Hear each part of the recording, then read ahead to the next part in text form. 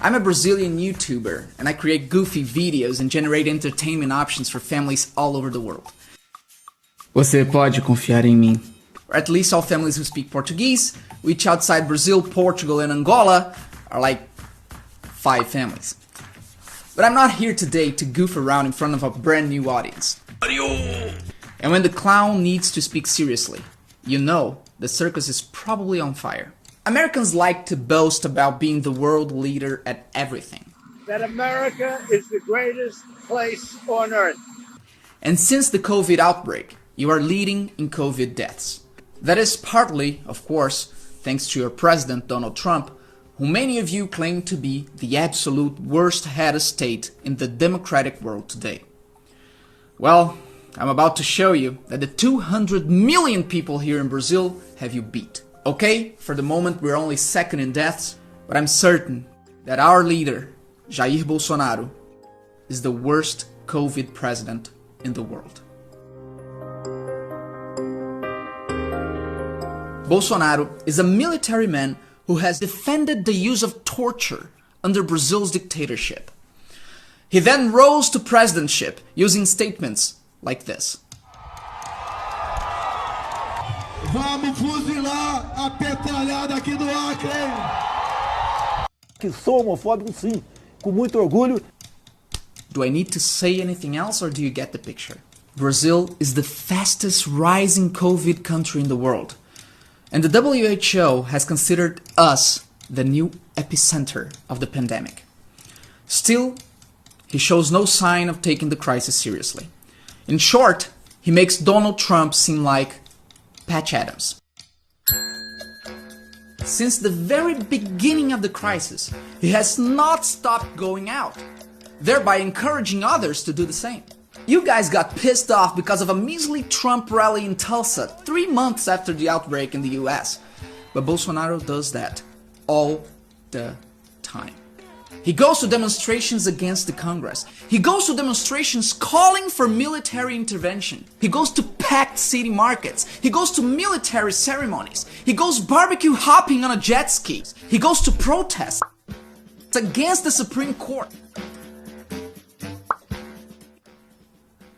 That bit disgusting even with no pandemic. Much like Trump, Bolsonaro justifies his actions by professing to believe in miracle cures. For starters, they're both obsessed with the Shut up, I'm Brazilian! They're both obsessed with a drug with no evidence of working against the disease. But there's a big difference between Trump talking about this in press conferences and what our guy's doing. Bolsonaro has asked the health authorities to forcibly change the official medicine leaflet of hydrofluorocarbons to include coronavirus as a prescribed use case. He's also using the Army's industrial capacity to produce the medication while public hospitals face shortages of other drugs, like sedatives and painkillers. Bolsonaro also actively retaliates against any public authority who promotes safety. He fired a health minister after he insisted quarantine was a good thing. He fired the next health minister after he refused to prescribe chloroquine to all COVID patients. He then put a military man in charge of the health ministry and fired most of the technical staff who had been there for years. He's also trying to incite violence. In April, he held a cabinet meeting in which he said, Como é fácil impor uma ditadura no Brasil, como é fácil. O povo está dentro de casa. Por isso que eu quero, ministro da Justiça e ministro da Defesa, que o povo se arme. Que a garantia que não vai ter um filho do aparecer para impor uma ditadura aqui. And he didn't stop at words. He also took actions a few days later, upping the limits on how much ammunition we can buy and eliminating all gun tracing regulations. Finally, as the crisis worsened, Bolsonaro began mocking the deceased and their families. When Brazil reached 2,500 dead, a reporter asked him for a statement on it, and his answer was this. Cara, quem fala de eu não sou coveiro, tá vendo? When we reached 5,000 dead. E daí? Lamento. Quer que faça o quê? When the death toll got to 30,000. Lamenta todos os mortos, mas é o destino de todo mundo. When we reached 50,000 dead, he got musical.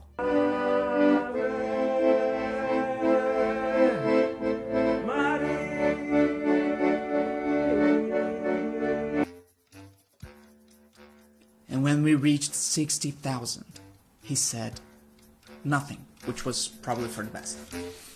It's so ugly that even Donald Trump admits we're not in good shape. Ask him, how are they doing in Brazil? He's a great friend of mine. Not good. But there's something else that Trump says that I'd like to leave you with. Trump calls Bolsonaro a good friend. And that friendship is crucial to Bolsonaro retaining his popularity. It legitimizes Bolsonaro. You're the world leader in COVID deaths. And right now, you're leading us into the abyss. Your president has little proxies operating all over the globe. We are their casualties. So if you're wondering what you can do to help Brazil deal with our lunatic, please do not re-elect yours. This November, vote to keep Trump out of the White House.